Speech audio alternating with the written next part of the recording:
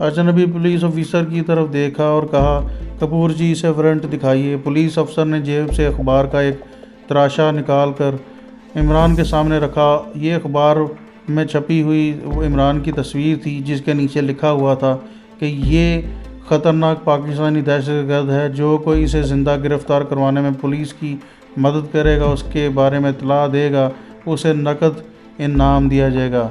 Police अफसर कपूर ने इमरान को उसकी तस्वीर दिखाते हुए कहा, ये आपकी तस्वीर है और यही आपकी गिरफ़्तारी का वारंट भी है। फिर उसने रोबदार आवाज़ में कहा, तुम्हारे हक़ में यही बेहतर है कि तुम अपने जुर्म का इतराफ़ कर लो। इमरान बोला, यह मेरी तस्वीर नहीं है। किसी ने जानबूझकर मुझसे दुश्मनी करते हुए ये खाका मेरी शक्ल का बनाकर पुलिस के हवाले कर दिया है। पुलिस अफसर ने अखबार का तराशा उठाकर जेब में रख लिया और सीआईडी वाले जवान से पूछा, इसने अपना नाम क्या बताया था? सीआईडी वाले ने कहा, करम चंद नाम बताया था इसने। पुलिस अफसर बोला, ज़रा इसे अंदर लेकर जाकर चेक करो कि ये असल में है कौन। उस वक्त इमरान को एहसास हुआ कि उसने हिंदू ज़ाहिर कर कितनी बड़ी हमाकत की है। अब तो खैर वो फंस चुका था और सीआईडी वाले ने पुलिस वाले को कहा, इसे अंदर लेकर जाकर देखो कि ये हिंदू है या मुसलमान। सिपाही उसे दूसरे कमरे में ले गया। चंद लम्हों के बाद बाहर आया तो उसने सिपाही ने कहा, सर ये मुसलमान है, हिंदू नहीं है। पुलिस अफसर अब इमरान की तरफ मुतवज्जो हुआ। उसने कुर्सी खींच ली और इमरान के सामने बैठकर बोला, इमरान की थोड़ी को डंडे के साथ ऊपर किया और बोला, हमें सिर्फ इतना बता दो कि अंडमान में एटमी फैक्ट्री की तबाही में तुम्हारे साथ कौन कौन कमांडो थे। अगर तुम हमें उनके नाम बता दो और ये बता दो कि वो कहाँ छुपे हैं तो हम तुमसे वादा करते हैं कि हम तुम्हें कुछ नहीं कहेंगे। इमरान समझ गया कि अब ये खेलने का कोई फ़ायदा नहीं और आएँ बाएँ शाएँ करने की कोई ज़रूरत नहीं है। उसने सीधा होकर बोला कि मैंने अकेले ही ऑपरेशन किया है, मेरे साथ कोई नहीं था। दूसरे सीआईडी वाले ने कहा, हमारे पास तुम्हारी फ़ाइल की मुकम्मल कॉपी पोर्ट ब्लेयर से पहुंच चुकी है। इसमें पता चला है कि तुम अकेले नहीं थे, तुम्हारे साथ और भी पाकिस्तानी कमांडो थे। हमें इनके ठिकाने बता दो और अपनी जान बचा लो। अगर इस बात की तस्दीक हो गई कि तुम्हारे साथी कमांडो पुलिस की तहवील में आ गए हैं और हम तुम्हारे साथ किया हुआ वादा पूरा करेंगे और तुम्हें फ़रार खुद करवाएंगे। इमरान जानता था कि ये सब झूठ बोल रहे हैं और ये ख़ुद मुझे कभी भी नहीं फ़रार करवाएंगे और ना मुझे छोड़ेंगे। इसका सवाल पैदा ही नहीं होता। अब तो इसके सामने एक ही रास्ता था कि सीआईडी वाले अपने हाउस में उसके साथ वहशियाना और दरिंदाना सिफ्त अजियतें बर्दाश्त करे और इसके अलावा और कोई हल नहीं था, और अपनी ज़ुबान बंद रखे जब तक वो ज़िंदा रह सकता है। ज़िंदा तो खैर वो क्या रहेगा और उन लोगों को क्या बताएगा। अब तो उसके मरने का वक्त करीब आ गया है।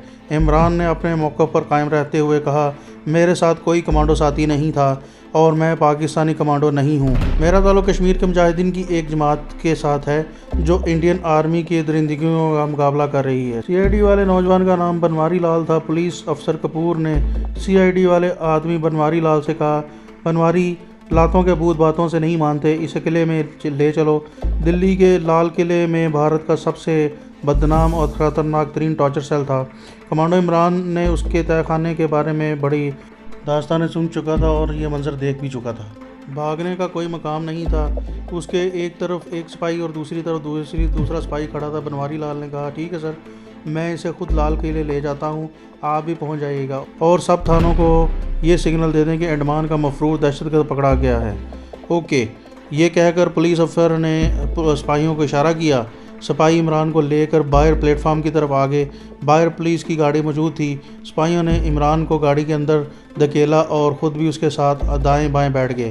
बनवारी लाल ख़ुद भी उस गाड़ी में ही गया और गाड़ी दिल्ली के शोरोगुल वाले बाज़ार से गुजरती हुई दिल्ली के मशहूर लाल किले की तरफ भागती जा रही थी। लाल किले जाके इमरान को ज़ेरे ज़मीन एक कोठरी में बंद कर दिया। कोठरी में सिर्फ एक कमज़ोर सा बल्ब लगा हुआ था। फ़र्श पर घास फूस के ऊपर एक छोटी सी चटाई बिछी हुई थी। कोठरी का दरवाज़ा आनी सलाखों का बना हुआ था। इमरान ने अल्लाह का शुक्र अदा किया कि कमांडो जबरान उसके साथ नहीं है, वरना वो भी इमरान के साथ पकड़ा जाता। अब इमरान को कम से कम यह तसल्ली ज़रूर थी कि जबरान आज़ाद है और वो कश्मीर के जहाद में शरीक हो गया है। अगरचे वहाँ से फ़रार होने का कोई रास्ता दिखाई नहीं दे रहा था, मगर इमरान ने फ़रार के बारे में सोचना शुरू कर दिया। दूसरे रोज़ इमरान से पूछगिछ शुरू हो गई।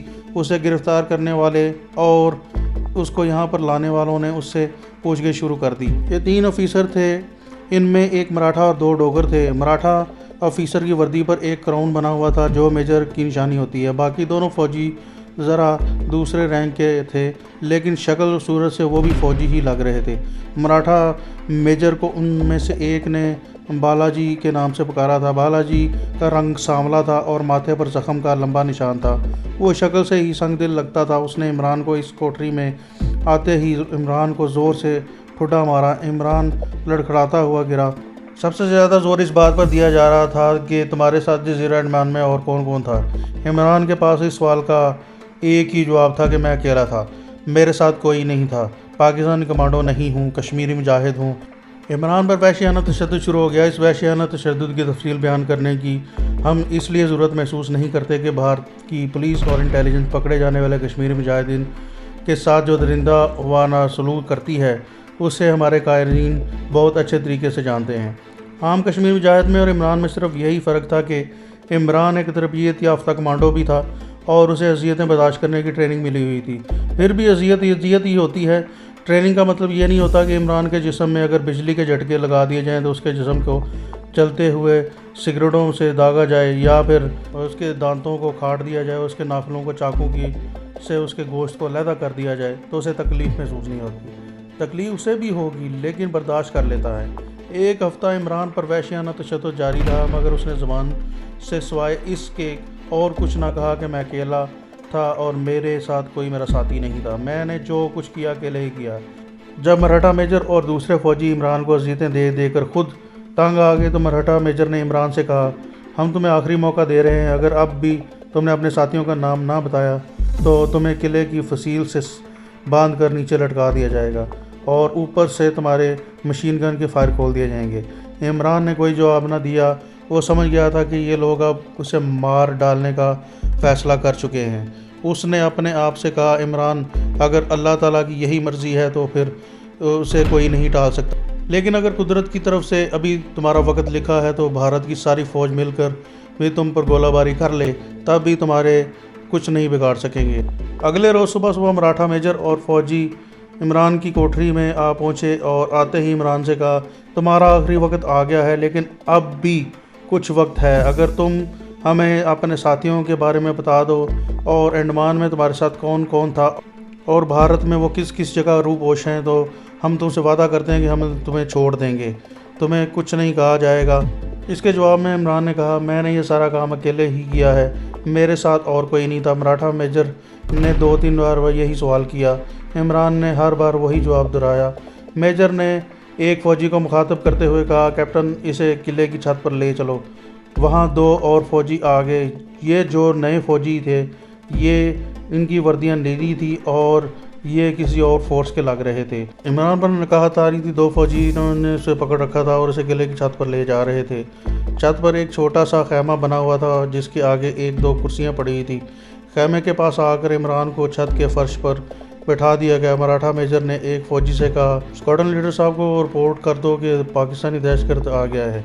सिपाही फ़ौरन अंदर चला गया और थोड़ी देर बाद वापस आकर बोला, सर, स्क्वाड्रन लीडर साहब आ रहे हैं। इतने में खैमे के अंदर से एक सांवले रंग का दुबला पतला आदमी निकला जो अंडमान एयरफोर्स के स्क्वाड्रन लीडर की वर्दी में था। इमरान ने उसे पहली नज़र में पहचान लिया। ये वही इंडियन पायलट राम गोपाल था जिसके जहाज़ को कारगिल के महाज पर मुजाहिदीन ने मार गिराया था और उसे गिरफ़्तार कर लिया था। इमरान ने उसको इस्लाम के बारे में थोड़ी बहुत तबलीग दी थी और राम गोपाल को इस्लामी तालीमात और कश्मीरी मुजाहिदीन के सलूक से इस कदर मुतासर हुआ कि उसकी आंखों में आंसू आ गए। पायलट राम गोपाल मुजाहिदीन के सलूक से बेहद मुतासर हुआ था और उसने इमरान को बता दिया था कि उसने दिल से इस्लाम कबूल कर लिया है। राम गोपाल को रेड क्रॉस के हवाले किया जा रहा था तो इमरान के गले लग कर मिला और उसे कहा, तुम लोगों ने मेरे साथ जिस हमदर्दी का सलूक किया है मैं इसे सारी ज़िंदगी फरामोश नहीं कर सकूँगा। अगर कभी ज़िंदगी में मैं तुम्हारे कहीं काम आ सकूँ तो मुझे बड़ी खुशी होगी। अब वही pilot Ram Gopal squadron leader की वर्दी में खैमे से बाहर निकला था जिसको 2-3 आर्मी फ़ौजियों ने सलूट किया था। मराठा मेजर ने भी इमरान की तरफ इशारा कर कर कहा, सर, पाकिस्तानी जासूस को ले आए हैं। स्क्वाड्रन लीडर राम गोपाल ने इमरान की तरफ देखे बगैर पूछा, इसने अपने साथियों के नाम तो नहीं बताए ना? मेजर ने कहा, नहीं सर, ये कुछ नहीं बता रहा। स्क्वाड्रन लीडर मेज़ पर से अखबार उठाकर कुर्सी पर बैठ गया और अखबार पर नज़र झुकाते ही कहा, तो फिर इसे शूट करके किले की फसील से नीचे गिरा दो। मेजर ने उसे बाजू से पकड़ के इमरान को ऊपर उठाया तो इमरान ने स्क्वाड्रन लीडर राम गोपाल से कहा, सर, जिनेवा कन्वेंशन की रूह से आप दुश्मन के किसी कैदी के साथ ऐसा वहशियाना सलूक नहीं कर सकते। स्क्वाड्रन लीडर राम गोपाल ने अखबार पर से नज़र हटाई और इमरान को देखा। वो कुछ कहने लगा था कि इमरान पर नज़र पड़ते ही ठटक गया। उसने इमरान को पहचान लिया था। उसका चेहरा बता रहा था कि उसने इमरान को पहचान लिया है, मगर स्क्वाड्रन लीडर ने जाहिर ना होने दिया। चेहरे के तासरात वही रखे और मराठा मेजर से कहा, मेजर, इसे मेरे पास छोड़ दो, मैं इससे आखिरी बार खुद पूछगिछ करूँगा और इसे जिनेवा कन्वेंशन की रूह से एक मौका ज़रूर देना चाहता हूँ। मराठा मेजर बोला, यस सर। उसने इमरान को वहीं बिठा दिया और अपने साथी फौजियों को लेकर वहाँ से चला गया। इसके जाने के बाद स्क्वाड्रन लीडर राम गोपाल ने उसे कुर्सी पर बिठा के इमरान की तरफ देखा और आहिस्ता से कहा, दोस्त, तुमने मुझ पर जो एहसान किया था, शायद उसका बदला तो मैं ना चुका सकूं, और मैं तुमसे कुछ और भी नहीं पूछूंगा, कोई सवाल नहीं करूंगा, तुम्हें यहाँ से फ़रार होने का मौका फराहम करूंगा, लेकिन मैं ये सब कुछ ज़ाब्ते के मुताबिक करूंगा। मैं तुम्हारे एहसान को कभी नहीं भुला सकता। अगर तुम उस वक़्त मुझे रिहा ना करते तो मेरी माता मेरे गम से मर जाती। एक मुसलमान की हैसियत से मेरा फ़र्ज़ था कि मैं तुम्हारे साथ रहम का सलूक करूं। राम गोपाल बोला, मैं भी एक मुसलमान ही हूं, मैंने दिल से इस्लाम कबूल कर लिया है, लेकिन किसी पर ज़ाहिर नहीं किया, मैं ज़ाहिर कर भी नहीं सकता, यह मेरी मजबूरी है। मैं खुदा का लाख लाख शुक्र अदा करता हूं कि उसने मुझे ये मौका दे दिया कि मैं भी तुम्हारे किसी काम आ सकूं। अब ऐसा है कि मैं तुम्हारे साथ सख्ती का सलूक करूंगा और मुझे ऐसा करना पड़ेगा। मैं तुम्हें हथकड़ी खोल कर यह नहीं कहूँगा कि इमरान भाई भाग जाओ, अब तुम आज़ाद हो। मैं ख्वाहिश के मुताबिक भी ऐसा नहीं कर सकता, अलबत्ता मैं तुम्हारे लिए ऐसे हालात और ऐसे मौके फराहम कर दूंगा कि तुम फ़रार हो सको।